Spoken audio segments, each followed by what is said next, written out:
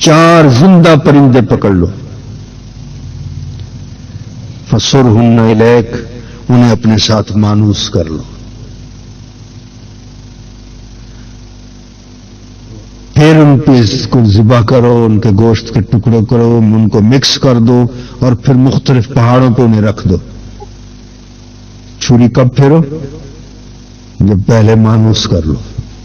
جب ان میں انس ہوگا، محبت ہوگی، چھری پھرنے کا انہیں احساس نہیں ہوگا۔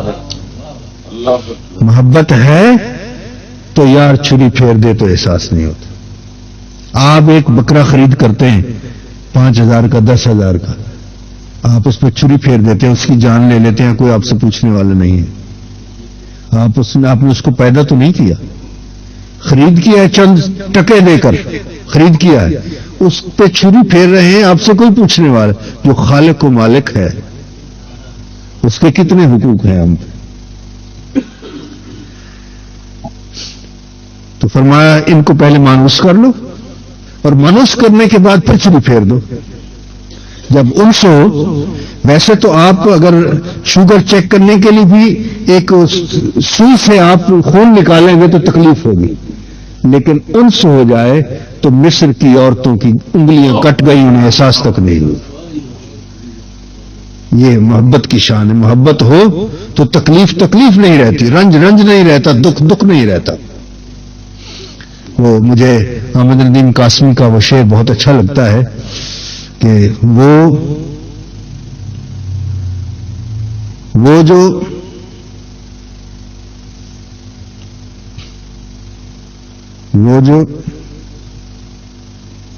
جو آسودگی چاہیں، انہیں آسودہ کر، وہ جو آسودگی چاہیں انہیں آسودہ کر، بے قراری کی لطافت مجھے تنہا دے دے۔ عشق ہو تو بے قراری میں لطف آتا ہے، مزہ آتا ہے بے قراری میں۔ تو وہ جو آسودگی چاہیں انہیں آسودہ کر، بے قراری کی لطافت مجھے تنہا دے دے۔ جب پیار ہو جائے، محبت ہو جائے تو دکھ، درد، رنج، الم میرا بھی ایک شعر ہے، میں زبردستی آپ کو سنا دیتا ہوں کہ راحتیں قطب کے دامن میں نہ ڈھونڈو اس میں، راحتیں قطب کے دامن میں نہ ڈھونڈو اس میں، درد و غم ہوں گے، المناک صدائیں ہوں گی۔ اور اسی کا ہی ایک شعر ہے کہ منزل عشق نہ آسان سمجھنا ہے دوست، منزل عشق نہ آسان سمجھنا ہے دوست، ہجر کے ساتھ کئی اور بلائیں ہوں گی۔ تو یہ کوئی آسان راستہ تو نہیں ہے، یہ شہادت گہ الفت میں قدم رکھنا ہے۔ لوگ آسان سمجھتے ہیں مسلمان ہونا، راستہ تو نہیں ہے، یہ شہادت گہ الفت میں قدم رکھنا ہے، لوگ آسان سمجھتے ہیں مسلمان ہونا۔ تو فرمایا ان کو مانوس کر لو، مانوس کرنے کے بعد ان پہ چھری پھیر دو، پھر گوشت کے ٹکڑے کر دو، قیمہ کر دو، مختلف مکس کر کے 4 مختلف پرندوں کے گوشت آپس میں مکس کر کے، ثم اجعل علی کل جبل منہن جزءا، تھوڑا تھوڑا مختلف پہاڑوں پہ وہ مکس گوشت رکھ دو۔ یہ کام کون کرے؟ تم کرو، پرندے تم پکڑو، ان کو مانوس اپنے ساتھ تم کرو۔ خدا یہ نہیں فرمایا میرے ساتھ انہیں مانوس کر دو، فرمایا تم میرے بندے ہو اور ان کو اپنے ساتھ مانوس کر لو۔ حضرت ابراہیم علیہ السلام نے اپنے ساتھ مانوس کیا، چھری حضرت ابراہیم علیہ السلام نے پھیری، گوشت کے ٹکڑے انہوں نے کیے، ان کو مکس انہوں نے کیا، ہر سارے پہاڑوں پہ انہوں نے رکھا، پھر فرمایا ثم ادعوہن، پھر ان کو تو بلا، یاتین کا سایہ، فوراً گوشت اپنے اپنے حصے کے آپس میں اپنی اپنی جگہ پہ جا کے زندہ ہو کے یاتین کا سایہ تیرے پاس دوڑتے ہوئے آئیں گے۔ کہا میں ایسے زندہ کرتا ہوں۔ بتائیے کون سا کام ہے جو اس کے بندے نے نہیں کیا؟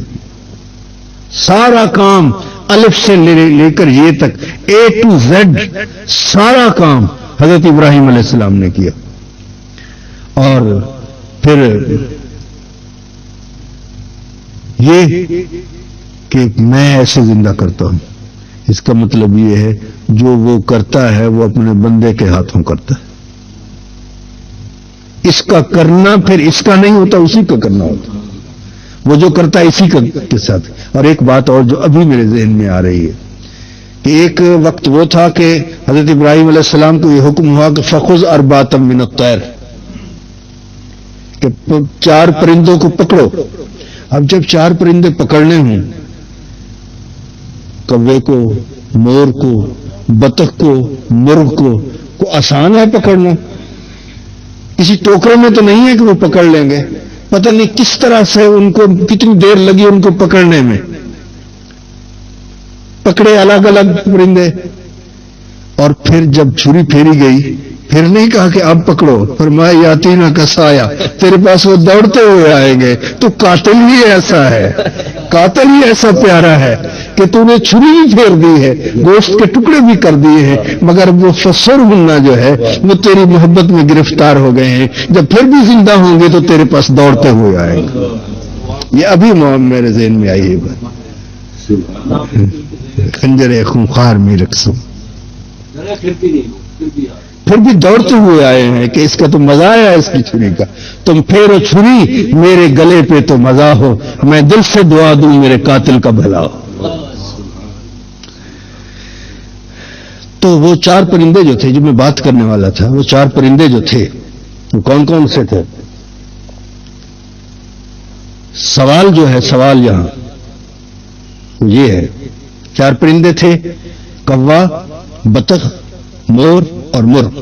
یہ 4 پرندے تھے. اب کوے کو پکڑنا کتنا مشکل ہوگا، اور جس کوے کو پتا ہو کہ اس نے تو میری گردن اتار دینی ہے، کیا وہ قریب آئے گا؟ لیکن قربان جائیے محبت ہے تو پھر وہ دوڑتے ہوئے آتے ہیں. اب سوال یہ ہے کہ حضرت ابراہیم علیہ السلام نے تو یہ سوال کیا تھا کہ تو مردوں کو زندہ کیسے کرتا ہے. اس کے جواب میں یہ ہونا چاہیے تھا کہ کوئی مردہ لایا جاتا اور اللہ کہتا ہے اٹھ زندہ ہو جاؤ، زندہ ہو جاتا. سوال کا تقاضا تو یہ تھا کہ چونکہ سوال یہ ہے کہ تو مردوں کو زندہ کیسے کرتا ہے، تو پھر مردے لائے جاتے، ایک مردہ یا زیادہ مردے لائے جاتے اور پھر ان کو اللہ تعالیٰ فرماتا زندہ ہو جاؤ، زندہ ہو جاتا. ایسا نہیں ہوا. سوال یہ ہے کہ تو مردوں کو کیسے زندہ کرتا ہے، اور جواب میں زندہ لائے گئے اور ان پہ چھری پھیری گئی، پھر ان کو زندہ کیا گیا. کیوں؟ اس لیے کہ بتایا گیا کہ یہ جو دل مردہ ہے نا، اس کو اگر زندہ کرنا چاہتے ہو تو پھر اس کی زندگی کے لیے پہلے چھری پھیرنا بڑی ضروری. جیسے وہ 4 پرندے ہیں، ایسے ہی 4 پرندے ہم نے اپنے اندر رکھے ہوئے، پالے ہوئے. کون کون سے 4 پرندے تھے؟ کوا، بطخ، مور اور مرغ. یہ 4 پرندے تھے. کوا بھی ہم نے اندر پالا ہوا ہے، مور بھی ہم نے اندر پالا ہوا ہے، بطخ بھی ہم نے اندر پالی ہوئی ہے، مرغ بھی ہم نے اندر پالا ہوا ہے. کوے کا کیا کام ہے؟ حرام کھانا. ذرا ہم اپنی گریبان میں جھانک کر دیکھیں، کیا ہم حرام کھاتے ہیں؟ تو پھر کوا بھی ہمارے اندر ہے. اور بطخ کا کام ہے ہرس کرنا، وہ جتنا اس کا پیٹ بھرا ہوا ہو چونچ مارتی رہتی ہے. تو اگر وہ بھی کام ہم کرتے ہیں تو بطخ بھی ہم نے پالی ہوئی ہے. اور مور کا کام ہے غرور کرنا، اور اگر ہم اپنے منصب کا، اپنے مال و دولت کا، جاہ و حشمت کا اگر غرور کرتے ہیں تو پھر ہم نے مور بھی پالا ہوا ہے. اور مرغ کا اس میں کثرت شہوت ہوتی ہے، اگر یہ بھی عنصر ہمارے اندر زیادہ ہے تو پھر اس کا مطلب ہم نے مرغ بھی پالا ہوا ہے. تو یہ پرندے تو ہم نے خوب پال رکھے ہیں، اور پھر ہم کہیں ہمارا دل زندہ ہو جائے، یہ کیسے ہو سکتا ہے؟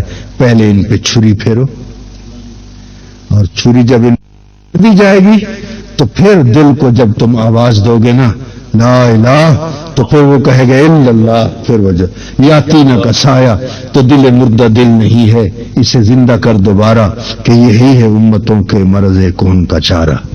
تو مردہ دل کی زندگی کا راز اللہ تعالیٰ نے اس آیہ مبارکہ میں فرمایا کہ مردہ دل کو زندہ کرنا چاہتے ہو اس کو پہلے پاک کرو، پاک کرنے کے بعد پھر مراقبہ کرو، اور مراقبہ میں نفی انانیت کرو، کہ غیر حق سبحانہ و تعالی کوئی بھی نہیں ہے، میری حقیقت جو ہے وہ غیر حق نہیں ہے. جب یہ تم کرو گے لا کا کام، کار لا تو کار اللہ می کند روئے درخشانے کسے، یار کا روئے درخشاں پھر کال اللہ کب. ایھا الطالب اذا غلب علیک الحال، جب تم پر حال غالب ہو گیا بفضل اللہ تعالی و کرم ہی، اللہ کے فضل اور کرم کے ساتھ، تو پھر تو قادر ہوگا علی نفی انانیتک الوہمیہ، جو تیری انانیت وہمیہ ہے اس کی نفی کرنے پر پھر تو قابل اس کے قادر ہو جائے گا. بل لم یبقى فیک الا اثبات الحق سبحانہ و تعالی، بلکہ کچھ باقی نہیں رہے گا تیرے اندر اس ذات حق کے ثابت ہونے کے علاوہ. رزقنا اللہ تعالی وإیاکم ھذا المقام، اللہ تعالی ہمیں اور آپ کو اس مقام کا رزق عطا فرمائے، توفیق عطا فرمائے بحرمت النبی صلی اللہ علیہ وسلم. آمین یا رب العالمین. اللہ تبارک و تعالی ہم سب کی حاضری قبول اور منظور فرمائے. میں آپ کا بے حد شکر گزار ہوں، آپ اپنا قیمتی وقت چھوڑ کر آپ یہاں تشریف لائے. میں سب دوستوں کا شکر گزار ہوں کہ آپ نے مجھے یہ موقع عطا فرمایا کہ میں یہ باتیں آپ کے سامنے پیش کر سکا ہوں. میں قطعاً میرا یہ دعویٰ نہیں ہے کہ میں اس مسئلے کو مکمل طور پہ واضح کر سکا ہوں، یا مجھ سے اس میں بے شمار غلطیاں ہوئی ہوں گی. اللہ تعالیٰ وہ بھی معاف فرمائے اور اللہ تعالیٰ ہمیں سمجھنے کی توفیق عطا فرمائے. بار بار انشاءاللہ العزیز کو ہم پڑھتے رہیں گے تو آہستہ آہستہ یہ بات سمجھ میں آ جائے گی. اور ایک ہے کتاب کو پڑھنا، یہ الفاظ کی بات ہے جو ہم کر رہے ہیں، اور اس کا جو اصل مسئلہ ہے اس کو سمجھنا یا وارد ہونا وہ ہوتا ہے صحبت سے. اس پروسیس سے گزرنا تو ضروری ہے جس طرح آپ نے پڑھ لیا ہے اور مزید پڑھیں گے. اصل اس کا ہے آپ اپنے شیخ کریم کی صحبت میں بیٹھیں، اس کو ذہن میں رکھیں، اس کے مطابق ان کی بارگاہ میں بیٹھیں اور ان کی صحبت سے فیض یاب ہوں، اور پھر مراقبہ کریں. جب تک وہ چیز نہیں ہوگی آپ منزل مقصود تک نہیں پہنچ سکتے. وقت کافی ہو چکا ہے لیکن چونکہ آخری سبق ہے میں ایک بات اور آپ کی خدمت میں عرض کرنے کی اجازت چاہتا ہوں. مجھے احساس ہے آپ دور سے آئے ہیں اور کافی آپ کی بڑی مہربانی ہے، آپ کا جلدی جانا بھی بڑا ضروری ہے. میں تھوڑی سی ایک بات اور آپ کی خدمت میں عرض کر دیتا ہوں چونکہ اس سے ریلیٹڈ ہے اور بہت ضروری ہے. وہ یہ ہے کہ عارف رومی نے اپنا واقعہ لکھا. جب وہ استاد تھے، مدرس تھے، کتابیں پڑھا رہے تھے، صرف وہ ایک استاد تھے، عالم تھے، کتابیں پڑھا رہے ہیں. ایک درویش آتا ہے. درویش تو درویش ہی ہوتے ہیں جنہوں نے اپنا گریبان ہستی ہی چاک کیا ہوتا ہے. ظاہری لباس کی پرواہ انہیں کب ہوتی ہے؟ پھٹے پرانے کپڑے، سادہ لباس، دیکھتے رہتے ہیں کتابوں کو. حضرت پڑھا رہے ہیں، سننے کے بعد فرماتے ہیں مولوی یہ چیز، مولوی صاحب یہ کیا ہے؟ تو مولانا نے سوچا اب اس درویش کو میں کیا بتاؤں، یہ اصول فقہ ہے، یہ فقہ ہے، یہ حدیث ہے، یہ منطق ہے، یہ ادب ہے، یہ فلسفہ ہے، اتنے فنون ہیں، اس درویش کو کیا بتایا جائے؟ تو انہوں نے بڑی مختصر سی بات کی کہ درویش یہ سرریست کہ تو نمی دانی، کہ درویش یہ وہ راز ہے جس کو تو نہیں جانتا. کہا ٹھیک ہے. جب لڑکے ادھر ادھر ہوئے آپ نے وہ کتابیں اٹھائیں اور حوض میں ڈال دی. کلمی کتابیں تھیں، وہ تو ظاہر ہے ایک طوفان برپا ہو گیا، اور مولوی کا علم تو زیادہ کتاب میں ہی ہوتا ہے، لہذا انہوں نے تو بڑے پریشان ہو گئے. ہمارا قیمتی مدتیں گزرتی ہیں تب جا کے کوئی کتاب لکھی جاتی ہے اور سارا سرمایہ انہوں نے حوض میں ڈال دیا ہے. تو انہوں نے کہا پکڑو اس فقیر درویش کو، اس نے کیا کر دیا. ذرا سختی شروع کی. آپ نے فرمایا کیوں، کیا بات ہے، کیوں پریشان؟ انہوں نے کہا پریشانی پوچھتے ہو، ہمارا قیمتی سرمایہ تم نے یہ حوض میں ڈال دیا ہے. آپ نے ہاتھ ڈالا اور خشک کتابیں باہر رکھ دی. مولانا کی آنکھ کھلی اور انہوں نے پوچھا درویش یہ چیز، درویش یہ کیا ہے؟ تو اس درویش نے کہا کہ مولوی ای سرریست کہ تو نمی دانی، یہ وہ راز ہے جس کو تو نہیں جانتا. بس پھر وہ آنکھ کھل گئی. پھر بیعت ہوئے, اور پھر بیعت ہونے کے بعد جو انہوں نے ہمیں سبق دیا وہ یہ دیا. آپ فرماتے ہیں کہ ہیچ آہن خود بخود تیغے نہ شد. کوئی لوہا خود بخود تلوار بن سکتا ہے؟ نہیں. لوہا تو رہ سکتا ہے, تلوار خود بخود نہیں بن سکتا. وہ اس کے لیے کیا ہوگا؟ اس کے لیے پہلے یہ ہے کہ وہ لوہار کے ہاتھ میں جائے, پھر وہ اس کو آگ میں رکھے گا, اس کو بھی برداشت کرے, خوب پنکھا چلائے گا یہاں تک کہ آگ کا اور لوہے کا رنگ ایک ہو جائے گا. اور پھر جب رنگ ایک ہوگا تو کام بھی اس کا وہی ہوگا, جو آگ کرتی ہے وہی کام لوہا کر رہا ہوگا. پھر اس پہ وہ ضرب لگائے گا. ضرب کے بغیر بھی کام نہیں بنتا. چکی جو پیستی ہے نا آٹا, اس کو پہلے ضرب لگائی جاتی ہے, ہوڑنا کہتے ہیں اس کو سریکی میں. جب تک وہ ہوڑی نہیں جائے گی وہ دانہ نہیں پیس سکتی. یہ ضرب کے بغیر دانہ نہیں پیس سکتی. تو وہ ضرب لگائے گا, ضرب لگا کے اس کی شیپ بنائے گا. لوہے نے سی نہیں کی. کیوں؟ تیر پہ تیر کھا کے جی, یار سے لو لگا کے جی. اپنے لہو کے گھونٹ پی, آہ نہ کر لبوں کو سی, عشق ہے دل لگی نہیں. یہاں تو سی نہیں پی جاتی ہے, دل لگی نہیں, یہاں تو سی نہیں پی جاتی. شیپ بن گئی تلوار کی. اس کے بعد اس نے کہا اس نے سب کچھ برداشت کیا ہے, اب اس نے خود ہی اس کو آب دے دی. جب اس نے آب دے دی پھر کسی مرد جری کے ہاتھ میں وہ آئی اور چلتی گئی. وہ ابرو یار دے خمدار واہ واہ, تکھی تلوار جوہردار واہ واہ. وہ جوہردار تلوار تھی. یہ شعر حضرت خواجہ محمد یار فریدی قدس سرہ العزیز کا ہے. اور آپ سے کسی نے پوچھا کہ حضرت یہ جوہردار کا کیا معنی ہے؟ آپ نے فرمایا حضور مولا کائنات کی جو تلوار تھی اس میں یہ جوہر تھا کہ جب وہ چلتی تھی تو یہ دیکھ کر چلتی تھی کہ اس کے پشت سے کوئی ماننے والا تو پیدا ہونے والا نہیں ہے, پہچان کر چلتی تھی. یہ جوہر تھا اس تلوار میں. تکھی تلوار جوہردار ہوا. تو جب ان کے ہاتھ لگ جائیں تلوار کو تو تلوار میں یہ جوہر پیدا ہو جاتا ہے. یہ سارا ہاتھ کا کمال ہوتا ہے اور ہاتھ کی بڑی شان ہوتی ہے. اگر ہاتھ کا مقام پوچھنا ہو تو حضرت امام عالی مقام سے پوچھئے کہ جن کے سامنے یزید نے دو چیزیں رکھ دی تھی کہ یا ہاتھ دے دو یا سر دے دو.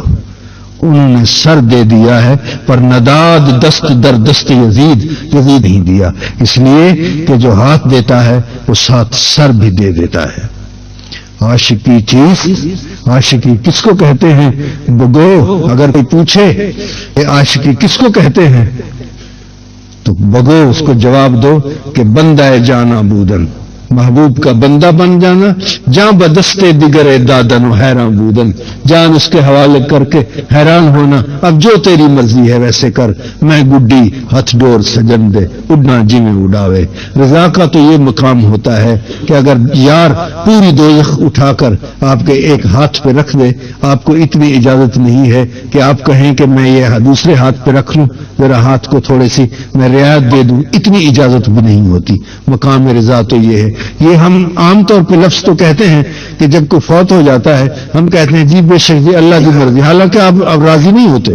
راضی یہ ہوتا ہے کہ اس کی رضا پہ خوش ہو جانا.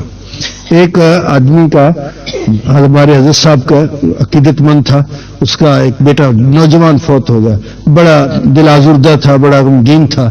تو آپ نے اس کو ایک لیٹر لکھا, ایک شعر سے اس کو اتنی تسلی ہو گئی, اس کو یوں محسوس ہوا کہ جیسے میرا بیٹا فوت ہوا ہی نہیں ہے. وہ شعر کیا تھا؟ آپ نے لکھا کہ در مسلک عشق, در مسلک عشق جز نکورا نہ کشند. قربانی کے لیے جو جانور آپ لیتے ہیں وہ کمزور لولا لنگڑا جانور نہیں لیتے, ہٹا کٹا تکڑا موٹا جانور آپ لیتے ہیں. تو مسلک عشق میں بھی جز نکورا نہ کشند, اسی پہ چھری پھیرتے ہیں مسلک عشق میں جو طاقتور, مضبوط اور صحت مند ہو. عشق کی دنیا میں مردار بود آنکس کے مرورا نہ کشند، مردار جانور پر تو کوئی چھری نہیں پھیرتا، جو صحت مند ہو اسی پہ چھری. تو آپ نے فرمایا تجھے مبارک ہو کہ تو یار کا منظور نظر ہے کہ اس نے تیرے اوپر یہ چھری پھیری ہے، تجھے صحت مند عاشق سمجھ کے چھری پھیری ہے.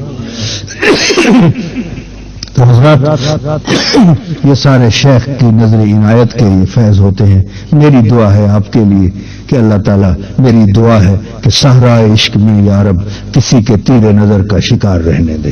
خدا کرے کہ ہم شکار ہو جائیں.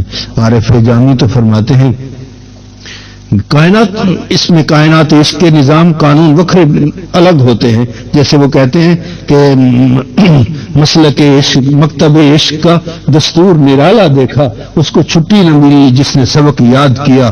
یوں تو سبق یاد کر لے تو استاد چھٹی دے دیتے ہیں، لیکن اس مکتب عشق میں اس کو چھٹی نہیں ملتی جس نے سبق یاد کر لیا ہے. تو عارف جامی نے خوبصورت بات کی ہے. وہ کہتے ہیں کہ جب ہرن جو ہوتا ہے وہ بہت تیز ہوتا ہے دوڑنے میں، شکاری کو دیکھ کے اپنی جان بچانے کے لیے ادھر ادھر بھاگ جاتا ہے. لیکن یہ کائنات عشق عجیب ہے کہ ہما آہوان صحرا سر خود نہادہ برکف. سب صحرا کے سارے ہرن اپنے سر ہتھیلیوں پہ لے کر کھڑے ہوئے ہیں بامید آنکھ روزے بشکار خواہی آمد، کہ کسی دن شاید تو شکار کے لیے آئے. ہم تو اپنے سر ہتھیلی پہ لے کے کھڑے ہوئے ہیں. یہ نہیں ہے کہ کہیں بھاگنا ہے، بلکہ سعادت اس میں ہے کہ تو میرے اس سر کو قبول کر لے تو تیری بڑی مہربانی ہے. اللہ تعالیٰ میری آپ سب کی اس حاضری کو قبول و منظور فرمائے.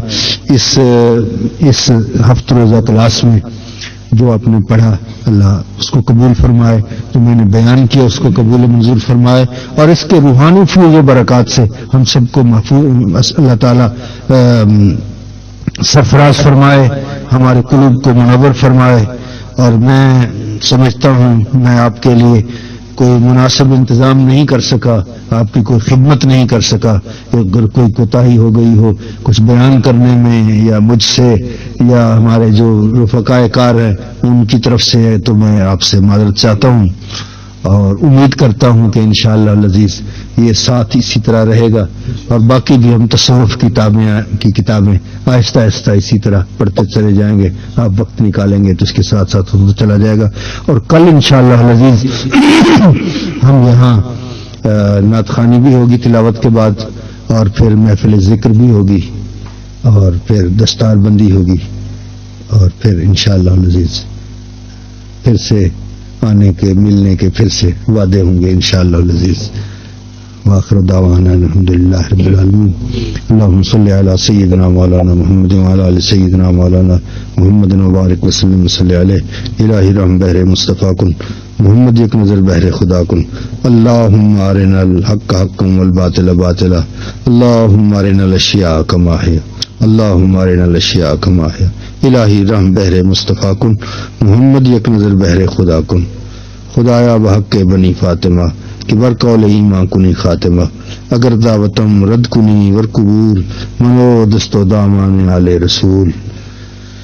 قبر میں سرکار آئیں ان کے قدموں میں گروں، جب فرشتے سر اٹھائیں تو میں ان سے یوں کہوں، ان کے پائے ناز سے میں اے فرشتوں کیوں اٹھوں، مر کے پہنچا ہوں یہاں اس دل ربا کے واسطے.